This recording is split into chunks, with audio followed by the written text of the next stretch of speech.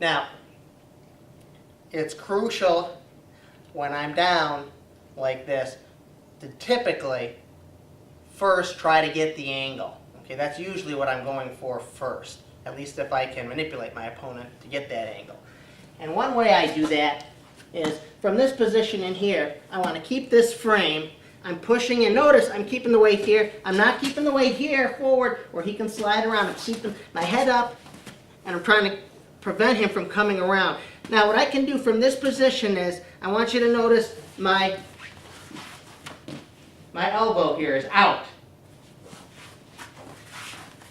What I'm going to do is I'm going to shift my hips and my elbow at the same time so that my elbow will go inside Colby's leg. And I'll demonstrate that in a minute, but I want you to think about it in these terms. I'm in, I've got his leg here, I'm posting, I'm pushing up, I'm always trying to weasel around to get that angle.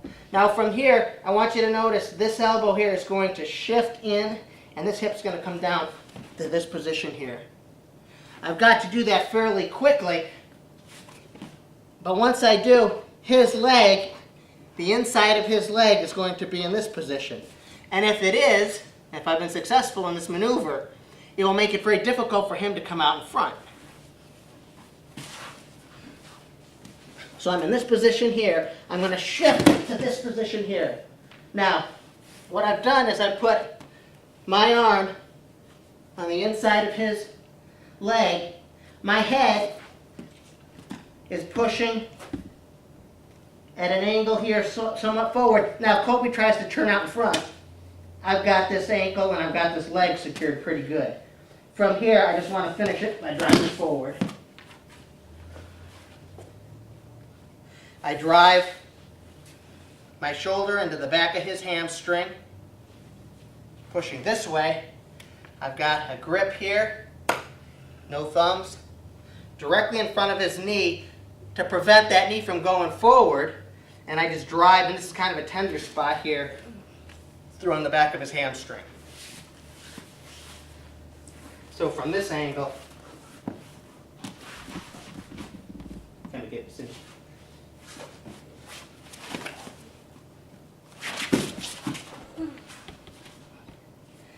As soon as I can get this elbow down and block his leg, which will be inside here, he can't circle around that way. As you can see, if I'm blocking this leg, it's stuck. And again, I don't want him to come out in front. I much want to get the good angle, in other words, coming around behind, if I'm down on my knees.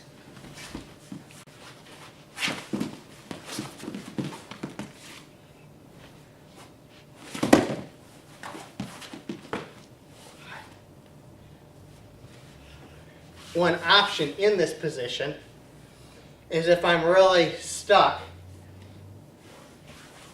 from here would be to come up in a triangle and to be driving in. What I'm trying to do here is, if you'll notice Colby, kind of face the camera, Colby's weight is evenly distributed here. What I'm going to try to do is I'm going to try to be pushing it. I'm going to be trying to push it through by driving this way. This will make it a little bit easier to throw my hip down, grab, and come around. Now, that being said, and as I'm talking through it, of course, from this position here, I want to finish right away. I don't want to be hanging out on my hip here. The purpose of throwing your hip in is that from here, this is a harder position to get mechanically, but when you throw your hip in,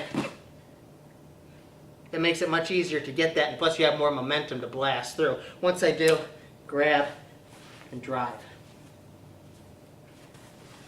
Again, option B here. I'm in this position here, especially if Colby is trying to come out in front. I'm going to be pushing into this position here. I'm driving in, and I can't stay here for very long. This is a fairly vulnerable position. I just want to get my elbow to the inside of his leg. And you'll notice too, my wrist is near his knee, and my elbow is further down. I wouldn't want my elbow all the way up here, because look at this position, I don't have much leverage on his leg. Come around in front, Colby. I don't have as much leverage as I do if I'm here. Now come around in front. Okay, that's much more difficult. Notice too, in this position, I maintain good power with my head here. I'm here in this position, after I've thrown my elbow through, I'm pushing his head here. I'm not just hanging out, I'm not just hanging back with no pressure and keeping my arm to his leg. From this position, I'm pushing in. So when I change my hip position here, my head is pushing in as this arm is blocking. I get my grip here and drive as I just sort of swing around slowly through. Another way to get that angle that actually I prefer involves just using one hand, and it's a somewhat awkward type of a motion. I'm in the same position here. I got a good frame, perhaps more of a triangle frame here, but I'm pushing in. Again, my head is up, my weight is back. What I'm going to do now is I'm going to keep, and I want you to notice where my shoulder is. It's pushing, as my head's pushing up here and pushing him this way, my shoulder is sandwiching here, so we got kind of a motion this way and that way. And what I'm going to do now is my hand, which is on the ground, is going to come, keeping my shoulder to the outside of his hip here, to his ankle. It's from here, it's going to come around to its ankle. I don't have a heck of a lot of power though with my arm just doing this. So as I do this, I'm also going to throw my hip back. And that's going to help me get an angle. It's also going to help me keep his weight forward, which is crucial on this particular finish. So I'm in here. What I'm going to do is my head stays up. I'm going to reach around here quickly, and then what I do is I throw my hip down here. Now you'll notice I'm in kind of awkward or apparently awkward position here. I'm on my behind, but I still have his ankle here, his foot. Notice I'm pushing forward here because as long as he's forward, that just gives me enough time. He's probably going to be coming back up to recover. Okay? So, as I do this type of technique, I'm in here. Notice I'm pushing into him. I'm posting here, so I'm pulling this down, but with my upper body, I'm pushing this way. So I'm in this position here, and I'm pushing, and actually, better to stay off my behind. I'm just pushing in, and watch what I do with this arm. I'm going to throw this around here and come through. This is a fairly quick, ballistic type of move, just as the last one was. So I'm up in here to that position. It's crucial. After I put my hand through, and then simultaneously almost throw my hip down, that I'm pushing with my feet, driving with my shoulder, keeping my opponent forward. That will give me enough time to be able to get out of that somewhat awkward position on my behind or with my belly facing up to get control.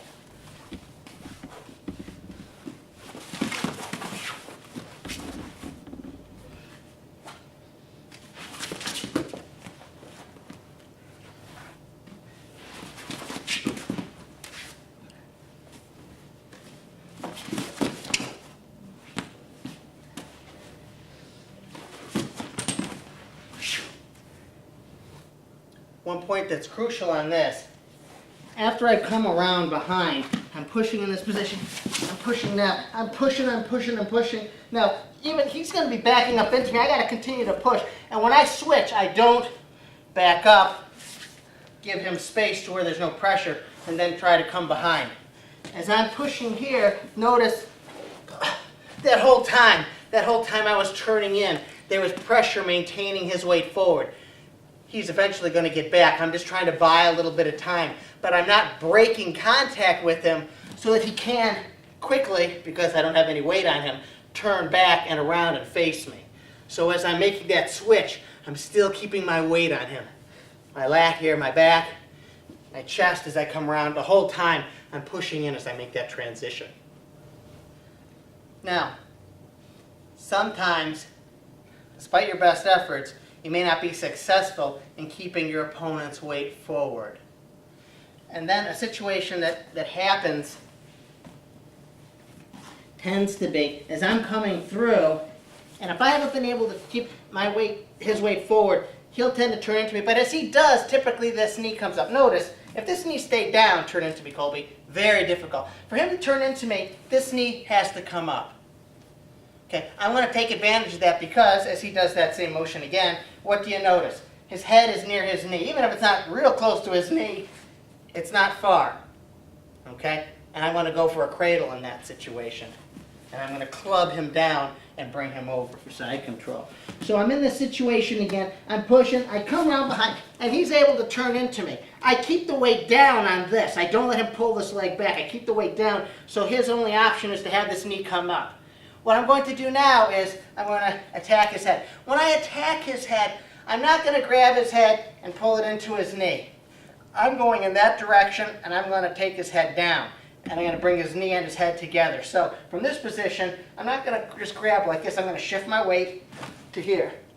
And I'm going to come through to the side and get side control from there.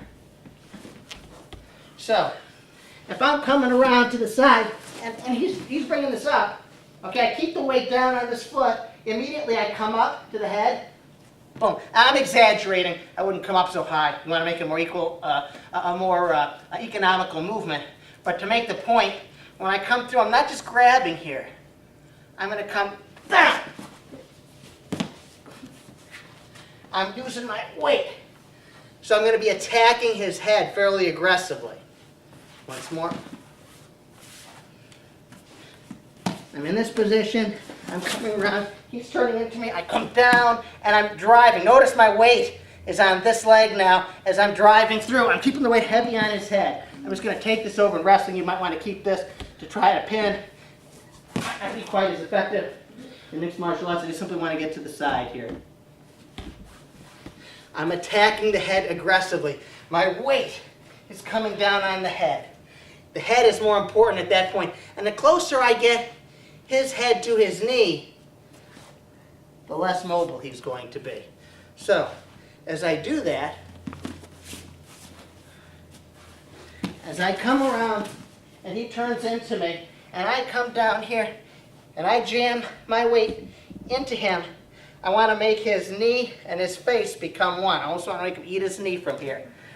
And as I do that, I'm going to shift, and I'm not going to drive this way. I'm going to stay more towards the head. Here. I want to stay, notice my weight is on his head here. Not on my hip. Weight's on his head. I'm going to transition.